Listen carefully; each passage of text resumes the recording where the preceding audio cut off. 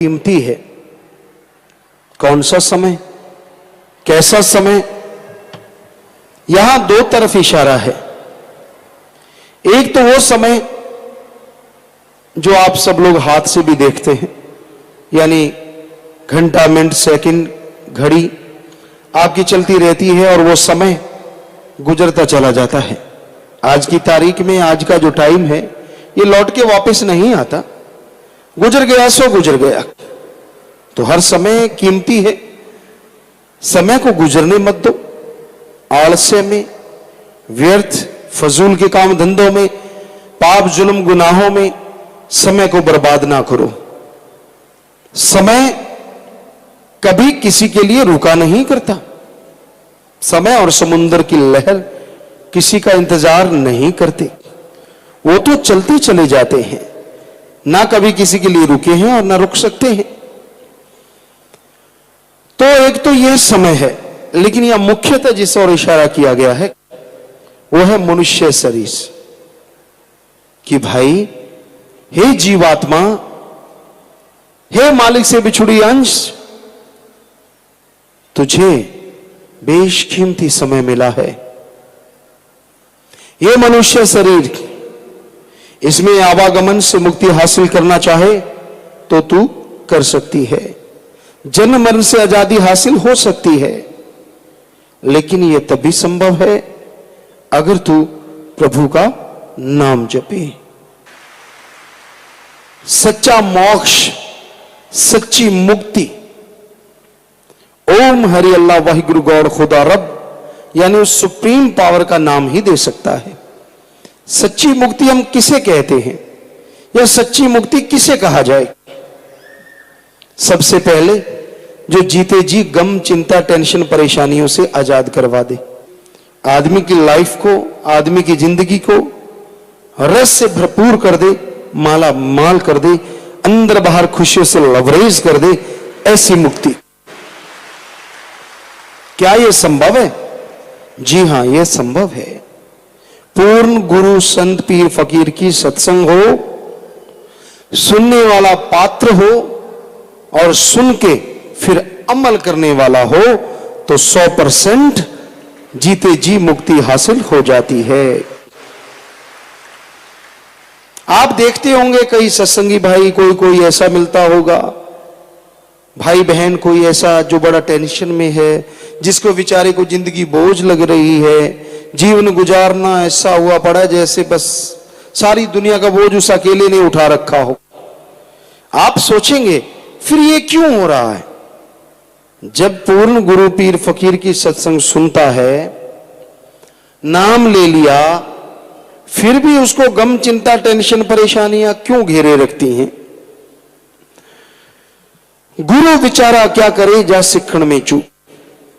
संत गुरु पीर फकीर की सत्संग में आना बहुत भाग्य की बात है, क्योंकि संतों की सत्संग नहीं होती, वो जो सच्ची सत्संग होती है वह अल्लाह वाहिगुरु राम आके हर किसी में खुद विराजमान रहते हुए प्रकट भी हो जाते हैं, जहरा तौर पे खुशियां लुटाते हैं। अब बैठे लोगों की भावना कैसी है? कई शुरू में आके बैठते कि शब्द सुनेंगे, कई शुरू में आके बैठते कि शरारतें करेंगे, कोई कुछ लेके आता है, कोई कुछ लेके आता है। तो सत्संग में आप आके बैठ गए, आपकी आत्मा का खाता खुल गया। जैसे बैंक में आप एंट्री करते हैं, अपना नाम, एड्रेस वगैरह देते हैं, पैसे जमा करवाते हैं, खाता खुल गया। सत्संग में बैठते ही उसकी आत्मा के काउंट में सत्संग का फल डलना शुरू हो जाता है। जितना समय आप बैठे, जितनी भावना, अगर बिल्कुल भी भावना नहीं है तो भी सत्संग में कुछ ना कुछ फल मालिक तरस करके दे ही देते हैं। लेकिन एक पूरी श्रद्धा भावना से बैठता है, दृढ़ विश्वास होता है उसके अंदर, तो उसके आगे तो हाजिरी लगती ही लगती है, जीते जी भी उसको सच्ची मोक्ष यानी गम, चिंता, टेंशन से आजादी मिलनी शुरू हो जाती है। अब सत्संग सुनना बहुत भाग्य की बात है, सुन के अमल करना भाग्य बनाने की बात है। और जो पूर्णतः अमल करते हैं, दृढ़ विश्वासी होते हैं, उन्हें सिर्फ सच्ची मुक्ति ही नहीं मिलती बल्कि मालिक अपने नूरी स्वरूप में कण कण में जर्रे जर्रे में दर्शन भी देने लग जाते हैं। तो इस तरह यह सच्ची मुक्ति है। अब आपकी भावना क्या है, कैसी आप श्रद्धा लेके बैठते हैं, कैसी आपकी तमन्ना है, कैसी इच्छा है, यह आप पे डिपेंड करता है। क्योंकि आप मर्जी के मालिक हैं, आप गुलाम नहीं हैं। जरा सोचिए, आप गाय भैंस पशु की तरह होते, सांकल डाल लेते, ना आपसे पूछते ना बताते, खा नहीं खाया तो डंडा ताड़ जिम्मेदार मार देते, क्या हुआ? या इंजेक्शन बड़ा सा मोटा सुआ ठोकते। सोचिए, ये तो आप मर्जी के मालिक हैं, जो चाहे कर सकते हैं। अच्छे कर्म करो तो इस घोर कलयुग, क्या इससे भी घोर कलयुग हो, तो भी सतगुरु को, मालिक को कण कण में जर्रे जर्रे में देख सकते हैं। और बुराई पे आ जाओ तो शैतान के बाप आप बन ही सकते हैं, जो कि आज दुनिया में लोग बने हुए हैं। तो बात अमल करने की है। साध संगत को देखना यह चाहिए कौन पीर फकीर के वचनों पे चलता है। यह नहीं देखना चाहिए कौन कितना पुराना है कितना नया है। नए पुराने से सत्संग में या रूहानियत में कोई फर्क उतना नहीं पड़ता। ये जरूर है कि अगर कोई पुराना सत्संगी है, लगातार सुबह शाम सत्संग सुनता है, तो उसके आत्मा के खाते में फल तो पड़ रहा है। पर अगर वो निंदा ही करता रहता है सारा दिन, मान लो सुबह सत्संग सुन ली, शाम को सत्संग सुन ली, और सारा दिन दे निंदा, दे बुराइयां, दे चुगली, सारा दिन कचर कचर कचर कचर, बताइए जितना समय सत्संग में फल इकट्ठा करने में लगाया, उससे ज्यादा समय उसे बर्बाद करने में लगा दिया। तो आप खुद बताइए क्या क्या हासिल हुआ उसे? खाली रह जाता है, कोरा हो जाता है। तो सत्संग सुनो, अमल करो। अमल नहीं कर पाते तो क्यों किंतु परंतु ना करो। लोग मीन में एक निकालते हैं, अल्लाह मालिक में, भगवान में। भगवान ने ये क्यों बनाया, भगवान ने वो क्यों बनाया, भगवान को ये नहीं करना चाहिए था, भगवान को वो नहीं करना चाहिए था। वाकई भगवान के पास सलाहकारों की कमी थी। आप लोग बाद में पैदा हुए, शायद भगवान पहले आपको बुला लेता, आप ये सोच रहे होंगे। अरे उसको किसी सलाहकार की जरूरत नहीं, जिसने सबका दिमाग बनाया है उसको कौन क्या राय दे सकता है? वो राम, वो अल्लाह वाहिगुरु सब जानी जान है। उसने जो भी बनाया परफेक्ट बनाया, जो बनाएगा परफेक्ट बनाएगा। वो ईश्वर, वो अल्लाह, वो राम, वो वाहिगुरु, वो गॉड, खुदा रब किसी के कहने या किसी के रिमोट के बटनों से नहीं चलता। वो तो क्या, उसके फकीर भी उसी की रजा में चलते, किसी और की रजा में नहीं चलते। ये नहीं देखते कि ये मुर्गा मोटा बैठा है, इसकी बढ़ाई कर दें, शायद नोट ज्यादा चढ़ा जाएगा। नहीं नहीं, संतों को, फकीरों को इससे कोई लेना देना नहीं होता। जो जुबान पे सच आ गया वो कहेंगे कहेंगे, मिर्ची लगे या पोटास लगे वो मर्जी है आपकी।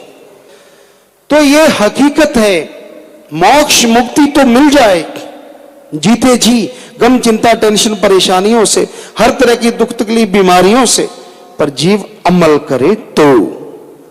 अमल नहीं करता, वचन सुनता जरूर है ज्यों त्यों, पर मानता नहीं, फिर ही ये सारी परेशानी आती।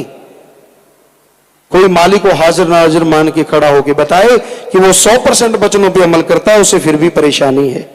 हमें लगता नहीं कि घंटा सुबह शाम कोई सुमन करता हो, वचनों पे पक्का रहता हो, उसको तिल मात्र भी, बाल मात्र भी, लेश मात्र भी कोई परेशानी आ जाए, हो ही नहीं सकता। हम ये गारंटी देते हैं। तो ये हकीकत है। और सच्चे सौदे के लिए तो वैसे भी बहुत बड़े वचन साईं मस्ताना जी महाराज करवा के लाए हैं कि सच्चे सौदे का मुरीद नाम ले ले, थोड़ा सुमन करता हो, वचनों का पक्का हो, चलो थोड़ी सेवा भी करता हो, ना उसे अंदर कमी रहे ना बाहर कमी रहे, दोनों जहान में, दोनों जहां की खुशियों से माला माल रहता है। किसी की सुनो ना, अपने संत पीर फकीर की सुनो। आपको कोई शक है किसी ज्ञान पे, भक्ति पे, संतों पे, अपने गुरु पे, तो बोलो ना। गुरु रोज कहते हैं पूछ भाई जो पूछना है। आदमी को क्या बताएगा, अंधा अंधे को रास्ता क्या दिखा सकता है? अंधे को तो दो आंख वाला, दोनों जहान की आंख वाला ही रास्ता दिखा सकता है। सो आप आदमी से पूछ के संतुष्ट कैसे हो जाते हैं, या उसके पूछते क्यों है, हमें ये समझ नहीं आती। रूहानियत की बात कोई आदमी आपको उतना गाइड नहीं कर सकता जितना गुरु परफेक्ट रूप में गाइड कर सकता है, क्योंकि उसने अपना मसाला लगाना ही है, अपने नंबर बनाने ही, अपनी मान बढ़ाई करनी है। जिस आदमी से आपने पूछना है तो गुरु पीर फकीर से पूछो, आपको पता चल जाएगा कि हकीकत क्या है, कहां कमी है। वैसे बेपरवाह जी के वचन हैं, उन्हीं के वचन वही करवा रहे हैं कि सत्संग में कोई सवाल रहता नहीं, अगर आदमी ध्यान से सुन ले हर सवाल का जवाब मिलता रहता है। अगर ध्यान से ही ना सुने, ख्याल कहीं और हो। अब एक आम आदमी बैठा हो, उसके सामने लोग बैठे हैं, तो कुछ एक लोगों का तो वो भी बता सकता है कि ये सुनते टाइम किधर किधर ध्यान होता है। जैसे स्कूल में टीचर लेक्चरर होते हैं, हम भी पढ़े हैं, बैक बेंचर्स जो पीछे वाली सीटों पे होते हैं, तो हम तो अगर बेपरवाह जी की रहमत थी आगे होते थे। मॉनिटर वगैरह क्लास के कई बार होते थे, कई बार नहीं होते थे, लेकिन ऐसा आगे ही होता। तो ये होता था कि जैसे टीचर लेक्चरर या कोई टीचर वो लिख रहा है बोर्ड पे या कुछ बात बता रहा है, तो वो उनकी अपनी शरारतें जहाज बना के छोड़ दिया। एक गोली सी बनाई कागज की, उसके ठा, दूसरे ने वो स्लेटी उठाई, दूसरे के ठा, तो ये सिस्टम चल रहा होता पीछे। अब टीचर की निगाह पड़ जाती, खड़ा हो गया, फिर बेंच पे खड़ा सबके सामने, आगे वाले बेंच पे आ जा, पीछे वाले पे नहीं। फिर वहां कभी खाज कर ली, कभी शर्म, ऐसे कभी शर्म आ रही है, बड़ा तीर मारा था ना, शर्म तो आनी है। तो ऐसे ही वो तो एक टीचर अपने कमरे में 40-50 लोगों को देख के बता सकता है, तो पीर फकीर के सामने जब आप सत्संग में बैठते हैं, तब फकीर नहीं तो लाम अल्लाह मालिक की निगाह में जब आप बैठते हैं, तो ये कैसे संभव है कि वो आपकी हर सोच, आपकी हर हरकत को नहीं जानता। जैसा करोगे फल वैसा मिलता रहेगा। इसलिए कम से कम सत्संग में जब आओ, छोड़ दो अपनी चालों को, छोड़ दो मन की चालों को। क्यों पांव पे कुल्हाड़ा मार रहे हो, क्यों बेड़ी में बट्टे डाल रहे हो?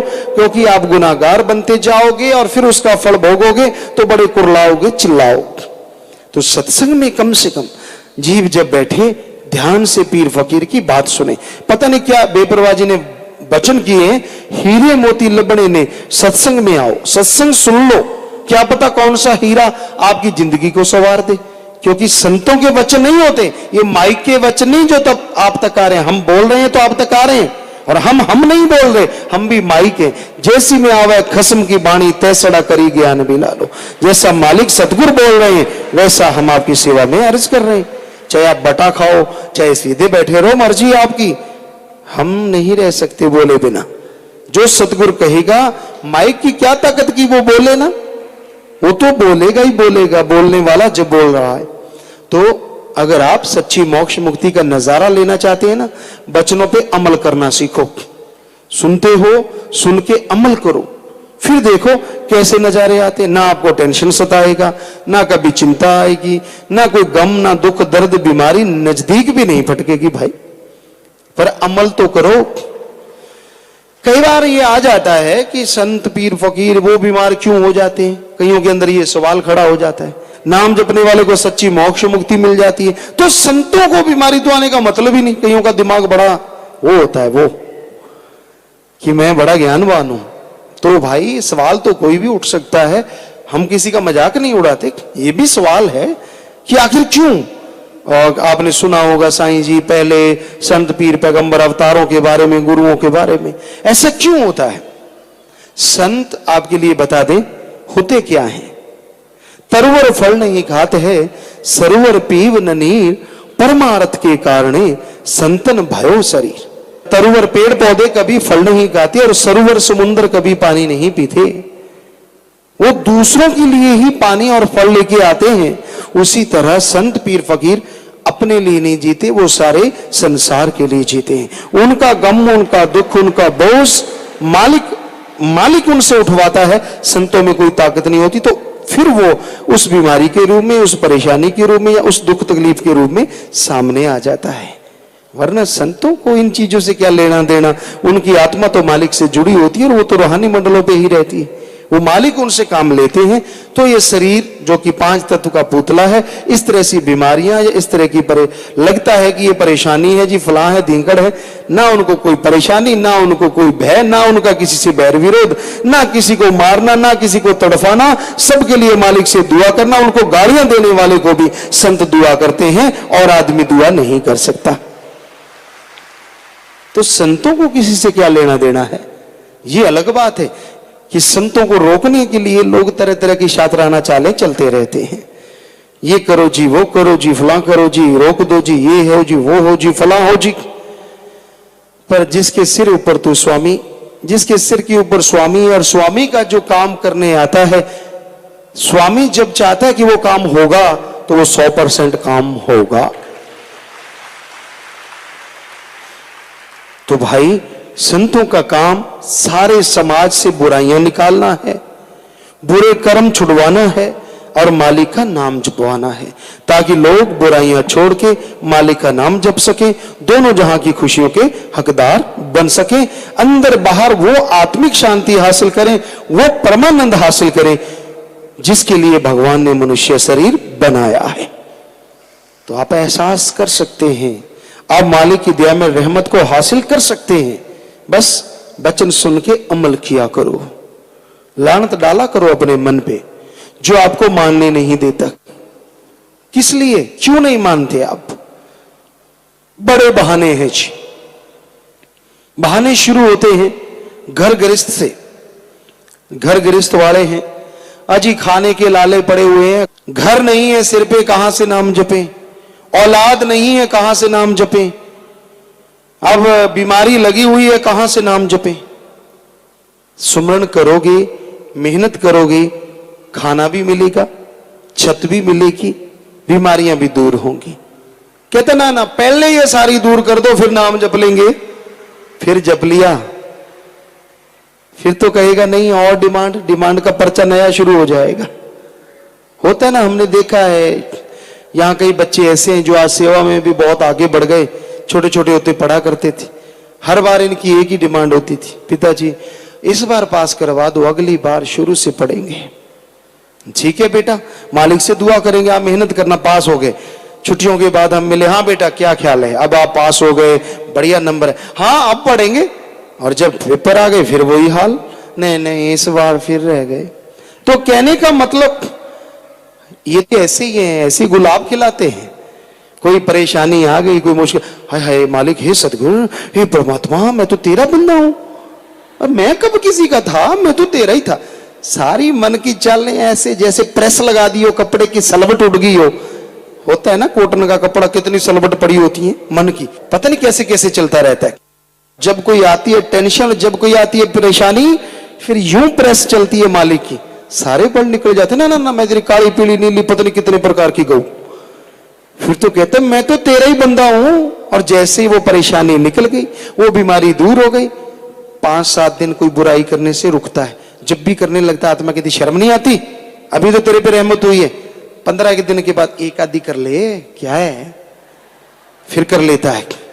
फिर भी आत्मा थोड़ा झुझकोरती रहती है, महीने 2 महीने में तो पूरा ढीठ ही हो जाता है, कई 5-7 दिन में ही हो जाते हैं। वो ढीठ पने के अलग अलग दर्जे हैं, कई यहां सुनेंगे, सुनने के बाद ही ढीठ हो जाते हैं, ऐसा भी कोई कोई हो सकता है, कह नहीं सकते, बाकी तो राम जाने। तो ये ढीठपना क्यों है? अब संतों को किसी से कोई बैर विरोध नहीं होता, वो तो सबका भला करते हैं, सबका भला मांगते हैं। तो आप सुनो और अमल करो। और सुनना क्या है? राम की वाणी। करना क्या है? राम का सुमरन, भक्ति करनी है, परमार्थ करना है। और जो भी घर परिवार में आप काम धंधा करते हैं उसमें सुमन करो और पूरी मेहनत करो, डट के मेहनत करो, ठगी बेईमानी भ्रष्टाचार ना करो, मालिक आपका साथ 100% जरूर देंगे। बार बार वचन करवाने की जरूरत ही नहीं। पर आपकी लार तो जरा सी चीज देख के टपक जाती है, टपक जाती है। मालिक ने रहमत कर दी, अब आप सुंदरता के सौदाई हैं, कोई सुंदर चीज दिख गई, लार टपक। माया के सौदाई हैं, लगा कि यूं थोड़ा सा झूठ मारने से ये आदमी ठगा जाएगा, झट से झूठ। तो आप बाज आ जाओ इन चीजों से, अंदर से दृढ़ विश्वास रखो, ऐसे चलेंगे।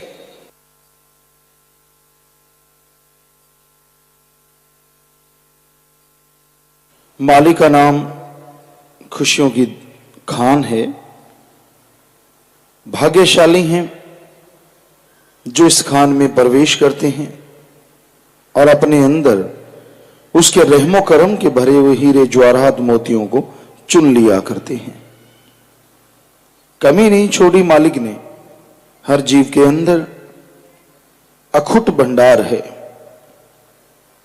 ऐसा भंडार जो कभी खत्म नहीं होता। एक बार आदमी सुमरन करे, भक्ति करे, मालिक का नाम जपे तो अंदर के भंडार इसके लिए खुलते जाते हैं और दिन व दिन इंसान के चेहरे पे नूर छाता जाता है और मालिक की खुशियों का वो हकदार बन जाता है। सुमरन, भक्ति, इबादत जीव को खुशियां देती हैं। दोनों का मतलब तो एक ही है, लेकिन भाषा अलग अलग है। कई बार इंसान भक्ति करता नहीं, मन के पीछे मजबूर होके मन मते चलता रहता है। मन में जो बात आई सुन ली, अमल नहीं करना, खुशियां हासिल नहीं करना और मन के अनुसार चलते रहना। मन की बातों पे अमल करता है, सदगुरु की बातों पे अमल नहीं करता। मन की बात आती है, अमल कर लेता है तो गुनाहगार बन जाता है। मन की बात आती है, सुनता है, अमल नहीं करता, थोड़ा सुमन कर ले तो वो पाप गुनाह खत्म हो जाता है। सो मन की सुनो कभी भी ना, सुमन करो, सदगुरु मौला की सुनो। सुमन के द्वारा ही यह संभव है कि आप अपने मन से लड़ सकें। और मन जब काबू में आ जाएगा तो सारे संसार में आपको लगेगा कि बहार छाई हुई है। क्योंकि आदमी अगर खुद खुश है तो उसके लिए सारी दुनिया खुश है। आदमी के अंदर खुद के अंदर गम, चिंता, परेशानियां हैं तो उसे लगता है कि सारी दुनिया रो रही है, सारी दुनिया दुखी है। वैसे मालिक के नाम के बिना, उसके प्यार मोहब्बत के बिना ये सारा संसार ही दुखी है, परेशान है। खुशी तो उन्हीं के चेहरे पे है जो वचन सुन के अमल करते हैं। जो मनमते चलते हैं वो खुशियों से महरूम हो जाते हैं। इसलिए मन की ना सुना करो, मन के अनुसार ना चला करो, बल्कि संत पीर फकीर कहें उसको सुन के अमल किया करो। अहंकार ना आने दो। अहंकार खुदी जब जब आती है इंसान गमगीन, परेशान, दुखी होता रहता है और मालिक से दूर होता जाता है। क्योंकि जब खुद के लिए कोई जगह बना ली, जब ये सोच लिया कि मैं कुछ हूं, तो फिर मालिक क्या करे? क्योंकि आप तो अहंकार में आ गए, आप खुद ही में आ गए कि आप में कुछ है नहीं। ये ना सोचो, बल्कि ये सोचो, हे मालिक जो दिया है सब तेरा दिया है और जो देना है वो भी सब तूने देना है। जो रहमो करम किया सब तेरी रहमत है। मुझ में ऐसा गुण नहीं, मुझ में ऐसी भक्ति नहीं जो तेरे रहमो करम को पा जाऊं। पर तू चाहे तो तिनके को नचा दे, पिघलों को पहाड़ चढ़ा दे, गूंगों से ज्ञान करवा दे, तेरा रहमो करम बेशुमार है। इंसान दीनता रखे, नम्रता रखे तो मालिक की खुशियां हासिल होना शुरू हो जाती हैं। फिर टाइम नहीं लगता। जब खुद की हस्ती मिटा देता है तो वो अल्लाह वाहिगुरु राम गले से लगा लेता है। जब तक खुद की हस्ती में इंसान उलझा रहता है तो मालिक से दूर ही दूर होता जाता है। इसलिए अपनी मैं को, अपने अहंकार को मिटा के रखो ताकि मालिक की दया में रहमत के काबिल बन जाओ, उसकी खुशियों के हकदार बन जाओ और दोनों जहां में मालिक के रहमो करम से आप माला माल हो।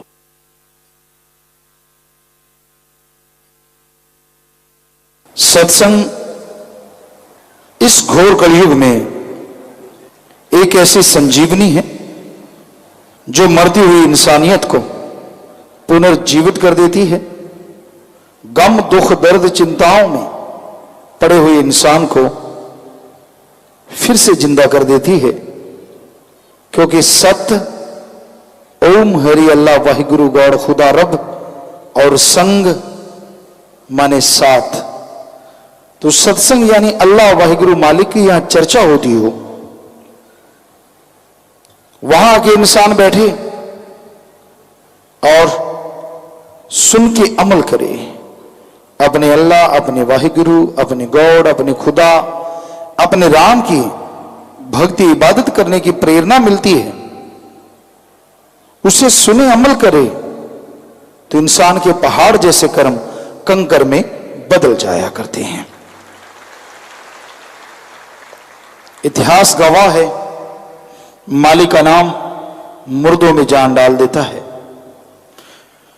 माली का नाम बहरों को, अंधों को, गूंगों को बोलने लगा देता है, देखने लगा देता है, सुनने लगा देता है और ऐसा परमानंद देता है कि इंसान खुशियों से नाच उठता है। तो उस परम पिता परमात्मा का नाम सुखों की खान है। पर सच्ची बात यह है कि अगर आप मालिक का नाम लेना चाहते हैं तो यह याद रखो, उसको आप खरीद नहीं सकते, वो कहीं बिकाऊ नहीं है। अरे 5 रुपए तो कूड़ा करकट का ढेर नहीं आता आजकल, उसके भी सैकड़ों रुपए लग जाते हैं। तो आप कैसे कह सकते हैं कि आपने मालिक को 1-2 रुपए में खरीद लिया? ईश्वर नाम अमोल है, बिन दाम बिकाए। ईश्वर का नाम तो अनमोल है, जिसका मोल कोई नहीं लगा सकता। पर सच्चा संत, पीर, पैगंबर, गुरु, महापुरुष जो भी इस धरती पे आया, उसने मालिक के अनमोल नाम को बिना दाम के दिया। वही फला फूला, आज भी फल फूल रहा है और हमेशा फलता फूलता रहेगा। परमात्मा अल्लाह वाहिगुरु गौड़ खुदा ओम हरि बिकाऊ नहीं है।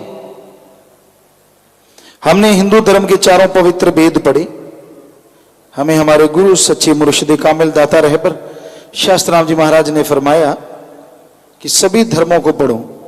तो हमने हिंदू धर्म के हमारे पवित्र वेद, शास्त्र, गीता, रामायण, महाभारत 5वां वेद, सिख धर्म की पवित्र गुरुवाणी, सुंदर गुटका, श्री गुरु नानक देव जी की जन्म साखी, गुरु सहवानों की पवित्र जन्म साखियां हमने पढ़ी। ईसाई धर्म की पवित्र बाइबल, सेंट और भी जिन्होंने लिखा काफी पढ़ा। और इस्लाम धर्म की कुरान शरीफ, कुरान मजीद, शेख फरीद, नामदेव, धन्ना भगत, कबीर जी, रविदास, बौद्धिस्ट, जैनिस्ट, सभी को पढ़ा। हमें एक शब्द नहीं मिला जो बचपन से देखते थे, कहीं भी जाओ पैसे के बिना प्रसाद ही नहीं मिलता। और आप अगर पैसा नहीं देते तो प्रसाद देने वाला घूर घूर के देखता हो, किस चीज का प्रसाद। हमने कहा ये चक्कर क्या है, पढ़ के तो देखें। सारे पवित्र ग्रंथ पढ़ लिए, हम चैलेंज करते हैं, चैलेंज। कोई बताए कहां लिखा है ओम हरि अल्लाह वाहिगुरु गौड़ खुदा रब पैसा लेता है? हम गारंटी देते हैं, हमारे हिंदू, मुस्लिम, सिख, ईसाई धर्मों में लिखा है अल्लाह वाहिगुरु दाता था, दाता है और दाता ही रहेगा। वो मंगता नहीं हो सकता। आदमी अपना पेट भरने के लिए उसका नाम लेके खाता है, मेहनत करने से जी कतराता है।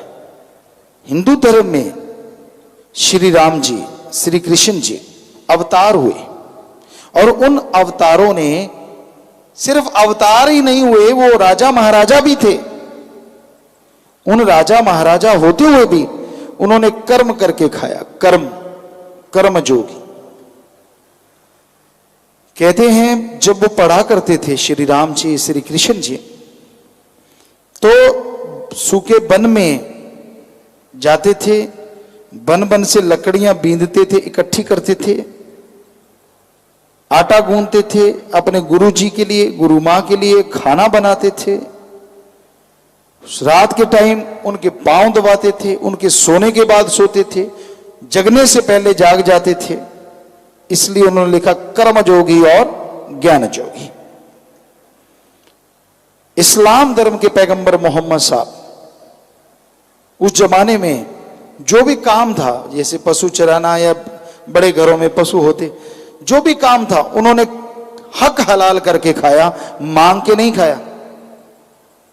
सिख गुरु सहवान 10 के 10 गुरु सहवान, उन्होंने मांगने की शिक्षा नहीं दी। किरत करो ते वंड के शको, किरत कमाई यानी मेहनत करो, और खुद भी उन्होंने मेहनत। श्री गुरु नानक देव जी ने कितने काम किए, चाहे उन्होंने कौतुक दिखाए, दुकानदारी की, खेती बाड़ी की, लोगों को नई नई टेक्निक से आज जो चावल वगैरह लगते हैं, श्री गुरु नानक देव जी महाराज ने खेती करना सिखाया। अपने आप में बेमिसाल बेमिसाल दुनिया को वाहिगुरु का नाम जपाया, लेकिन साथ में किरत कमाई। सभी गुरुओं ने, एक भी गुरु ऐसा नहीं। फिर आता है ईसाई, ईसा मसीह पैगंबर, उन्होंने भी करके खाया। कहीं नहीं मिलता कि उन्होंने मांगा, करके खाया। तो हमारे सारे धर्मों के हेड, या यूं कहिए जिन्होंने धर्मों को बनाया, उन्होंने बोला है, हिंदू धर्म में बोला कड़ा परिश्रम करके खाओ, कर्म जोगी और ज्ञान जोगी। सिख धर्म में बोला दशानवादी किरत करो और वाहिगुरु दा नाम जपो।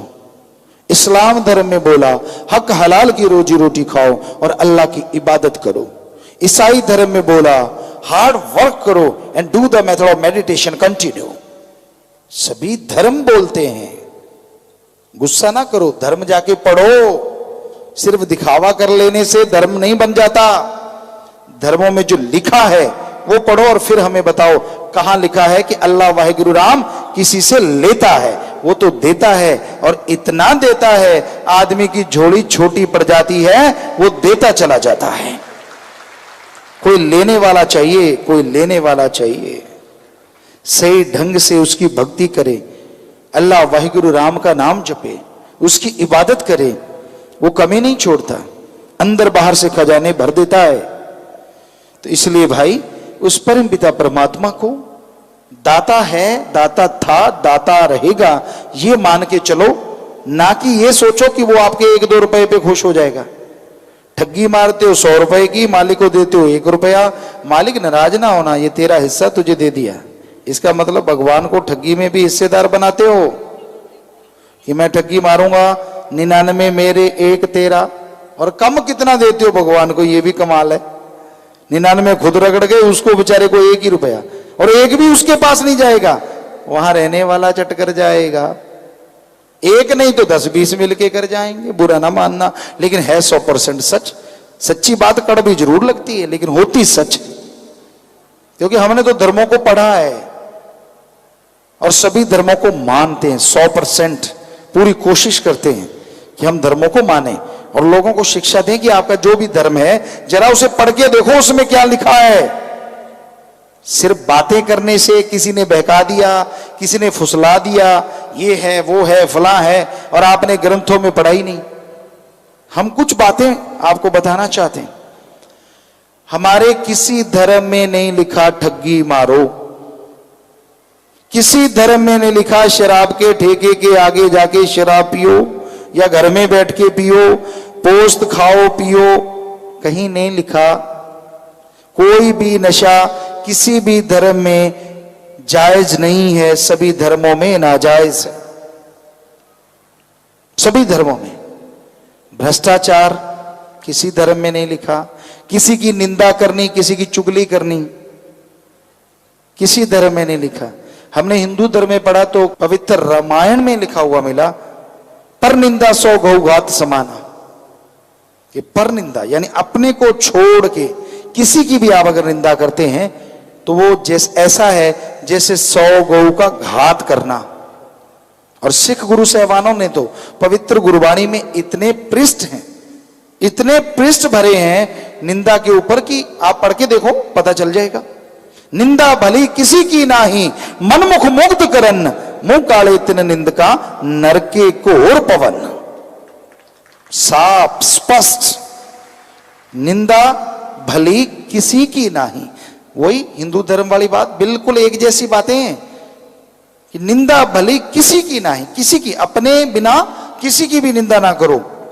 मनमुख जो गुरु को नहीं मानते, किसी धर्म को नहीं मानते, वो लोग निंदा करते हैं। मन यानी जो दिमाग को गलत नेगेटिव थॉट्स देता है। हिंदू और सिख धर्म में उसको मन या मन राम बोला, इस्लाम धर्म को उसको नफस शैतान कहा।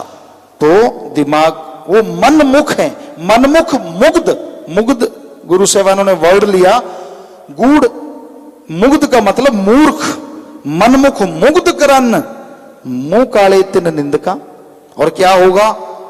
मुंह काला ऐसे नहीं कि कोई काल को उठा के मुंह पोंछ देगा, नहीं, वो समाज में कदम कदम पे ठोकर खाएंगे, उनकी जगह जगह बेइज्जती होगी, कभी सुख का सांस उनको लेने को नहीं मिलेगा। मुंह काले तिन निंदका नरके घोर पवन, यहां भी नरक और आगे भी नरक, जीवन नरक बन जाएगा। आप किसी की निंदा करते हैं, क्या आप दूध के धुले हैं? क्या आप में कोई कमी नहीं? अगर खुद में कमी है तो दूसरों की निंदा क्यों गाते हो? पहले खुद की कमियां तो दूर कर लो। तो गुरु साहबानों के पवित्र बात, पवित्र गुरुवाणी में एक एक अक्षर जो लिखा है, सच था, सच है, सच रहेगा। हिंदू धर्म में जो लिखा है सच था, सच है, सच रहेगा। इस्लाम धर्म में जो लिखा है सच था, सच है, सच रहेगा। ऐसे ईसाई धर्म की बात। तो कहने का मतलब धर्मों में गलत कुछ नहीं है, लोग पढ़ते नहीं, उसको ध्यान में लाते नहीं और मनमते चलते रहते हैं। हमारे धर्म तो इतने पवित्र हैं, हम आपको गारंटी देते हैं, इस मिनट आप धर्म को मान लो, अपने अपने धर्म को, हिंदू मुस्लिम सिख ईसाई बौद्धिस्ट जैनिस्ट, अपने अपने धर्म को मान लो, अगले मिनट इस धरती पे प्यार मोहब्बत की गंगा बहने लग जाएगी। जी हम गारंटी देते हैं आपको। पर कोई मानता ही नहीं, मनमता मूड, बस जो दिल में बैठ गई, जो किसी ने बिठा दी। लोग कठपुतली बने हुए हैं, दूसरों की उंगलियों के इशारों पे नाचते हैं, खुद का दिमाग इस्तेमाल में नहीं लाते। अरे ये जो खोपड़े के अंदर सामान है, भगवान ने इसको यूज करने के लिए भेजा है, इस्तेमाल करने के लिए। इस दिमाग से काम लो। अगर आप पढ़ लिख गए, पवित्र वाणी पढ़ो, पवित्र ग्रंथ पढ़ो, उनमें क्या लिखा है सुनो और फिर उसके अनुसार जिंदगी बिताओ। जो गुरुओं ने, संतों ने, पीर पैगंबरों ने लिखा कि भाई दोनों जहां की खुशियों से आप माला माल हो जाएंगे, हम गारंटी देते हैं वो खुशियां आपको जरूर मिलेंगी। पर मिलेंगी अमल करने से। सामने बादाम है, मक्खन है, घी है, दूध है, माथा टेकते रहो, हम कोई गारंटी नहीं देते कि आपको ताकत आ जाएगी। उसको खाओ, स्वाद भी आएगा और ताकत भी आएगी। ऐसे ही हमारे संत, पीर, पैगंबर, गुरु, महापुरुषों के पवित्र वाक वचन है। सिर्फ ऐसे ऐसे दूर से करने से माना की इज्जत करना हमारा फर्ज है, लेकिन ऐसा नहीं कि उसमें लिखी हर चीज हमें मिल जाएगी। उसे सुनो या पढ़ो और पढ़ के खाओ, यानी मान लो, तो हम गारंटी देते हैं उनका एक एक पवित्र वाक, पवित्र वचन जरूर पूरा होगा और आप खुशियों के हकदार जरूर बन जाएंगे। बात वचन मानने की है। जब तक इंसान मानता नहीं, बिन अमलों के आलमा इल्म निकम्मे सारे। गुरु साहबानों ने भी फरमाया कि पढ़ पढ़ गड्ढे लदिए, कितना भी पढ़ लो आप, अगर उस पर अमल नहीं करते उसका कोई फायदा नहीं। पढ़ो, 2 लाइनें, उस पर अमल करना सीखो। अमल करोगे तो खुशियां हासिल होंगी, तो मालिक की दया में रहमत के काबिल बनोगे। इस्लाम धर्म में लिखा है, हे अल्लाह की इबादत करने वाला ही है, अल्लाह के बंदो, अगर उसके रहमो करम के हकदार बनना चाहते हो तो अमल किया करो। जो आपको बताया जाता है, जो अल्लाह ने अता किया है, जो आपको समझाया जाता है, उस पर चला करो, फिर देखो उसका रहमो करम कैसे मूसलाधार बरसेगा। तो हर धर्म यही कह रहा है, पुकार पुकार के कह रहा है। लेकिन आज घोर कलयुग है। महापुरुषों ने लिखा है कि कलयुग में कर्म धर्म नहीं कोई, कि ऐसा कलयुग आएगा, कलयुग में कर्म धर्म नहीं कोई। धर्म का कर्म नहीं लोग करेंगे, दिखावा ज्यादा, पहनावे पे जोर, फू फा, अमल के नाम पे जीरो, कुछ नहीं, अहंकार, मैं कुछ हूं, ये निरा अहंकार है। और हर धर्म में लिखा अहंकार को मार पड़ती है एक दिन। तो दीनता, नम्रता हर धर्म में लिखा गहने हैं। तो पहले से पता चल जाता है कि आप कितना मानते हैं धर्म को। ये आदमी की चाल से पता चलता है, चाल ढाल से, बैठने से, उसकी लियाकत से, कि क्या माँ बाप ने सिखाया, क्या धर्मों ने सिखाया। तो कलयुग में कर्म धर्म नहीं कोई। गुरुओं ने, पीर पैगंबरों ने, हमारे महापुरुषों ने लिखा कि ऐसा कलयुग जो कि चल रहा है, ऐसा टाइम आ जाएगा लोग दिखावा करेंगे, धर्म का कर्म नहीं करेंगे, यानी जो धर्मों में लिखा उसको नहीं मानेंगे।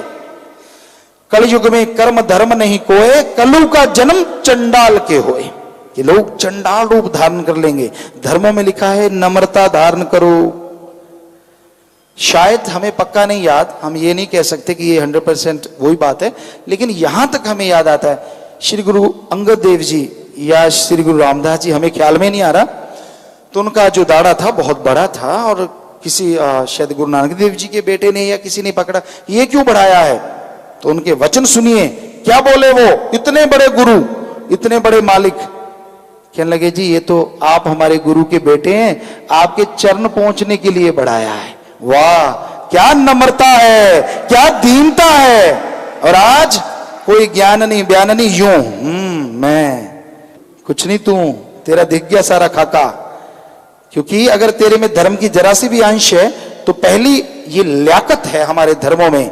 इतने बड़े गुरु, इतने बड़े महापुरुष ये कह रहे हैं कि हमारा ये दाढ़ा आपके कदम, आपके चरण पहुंचने के लिए। वाह, इससे बड़ी दीनता नम्रता की मिसाल क्या हो सकती है? तो भाई अहंकार को त्यागा करो। अहंकार में कुछ नहीं पड़ा, धर्मों में तो लिखा ही नहीं कि अहंकार करो, धर्मों में तो लिखा दीनता नम्रता धारण करो। अगर अल्लाह वाहिगुरु गौड़ खुदा राम को पाना है तो हमारा तो फर्ज बताना है, बुरा ना मान जाना। कोई सोचे गुरु जी मुझे कह रहे हैं, कोई फकीर मुझे कह रहा है, ऐसे में बैठा था। नहीं, हम आपको नहीं कह रहे, हम कह रहे हैं धर्मों में ऐसा लिखा नहीं है, ऐसे मत बैठा। आप दीनता नम्रता, माँ बाप का नाम सत्कार होता है कि भाई माँ बाप ने अच्छे संस्कार दिए। वाह, ये धर्म तो बड़ा दीनता नम्रता वाला है। क्योंकि जिन प्रेम कियो तिन ही प्रभ पायो। ही शब्द यहां जो आया है, जिन प्रेम कियो, जो प्यार करेंगे आपस में निस्वार्थ, मालिक से प्यार करेंगे, तिन ही प्रभ पायो। ही का मतलब दूसरे नहीं पा सकते, वो सिर्फ दिखावा है। तिन ही प्रभ पायो, कि वो ही प्रभु को, परमात्मा को पा सकते हैं। तो प्यारी साथ संगतियों, बताना हमारा फर्ज, हम तो आपके चौकीदार हैं, आपके सेवादार हैं, खाकसार हैं। हमारा फर्ज है आवाज देना, माना ना माना आपकी मर्जी, बुरा ना मानिए, लेकिन सच हमने बोला, एक शब्द भी झूठ नहीं। सच यही है कि दीनता नम्रता धारण करो और किसी का बुरा ना सोचो, बल्कि अपने अंदर की बुराइयों को दूर करो। तो अल्लाह वाहिगुरु राम तो आपके अंदर है, वो तो दूर ही नहीं, आपको अंदर से खुशियों से माला माल कर देंगे।